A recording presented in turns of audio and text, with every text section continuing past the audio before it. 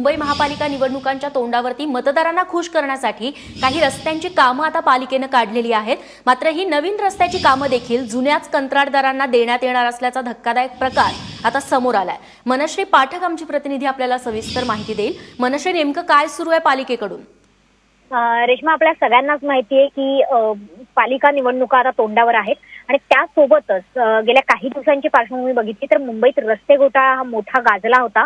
या रस्ते घोटाळ्यात जे दोषी किंवा ठपका ठेवण्यात आलेले 16 कंत्राटदार आहेत, या 16 कंत्राटदारांना आता मुंबईतल्या उर्वरित 305 रस्त्यांची कामं देण्यात येण्याचा निर्णय पालिकेने घेतलेला आहे। पालिकेचं असं स्पष्टीकरण आहे की या 16 कंत्राटदारांना ही कामं का देण्यात येत आहेत, तर या 305 रस्त्यांपैकी 4 रस्त्यांची कामं या कंत्राटदारांना आधीच देण्यात आली होती, त्याचे पैसे देण्यात आले नव्हते।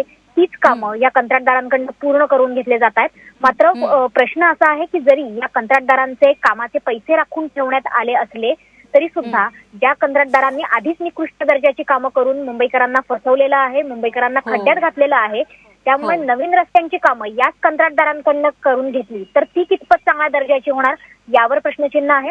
यावर राजकीय पक्षांनी सुद्धा तोंडावर ठेवलेलं आहे, कारण निवडणुकीपूर्वी ही सगळी कामं पूर्ण होणं हे त्यांच्या दृष्टीने, अजेंड्याच्या दृष्टीने प्रचंड आवश्यक आहे। मतदारांना खुश करण्याचा अजेंडा घेऊन राजकीय पक्ष पुढे जात आहेत। त्याच्यामुळे मुंबई महापालिका प्रशासन सुद्धा निकृष्ट दर्जाची कामं करणाऱ्या या 16 कंत्राटदारांकडूनच पुन्हा दुसऱ्या रस्त्यांची कामं करून घेण्याच्या तयारीत आहे।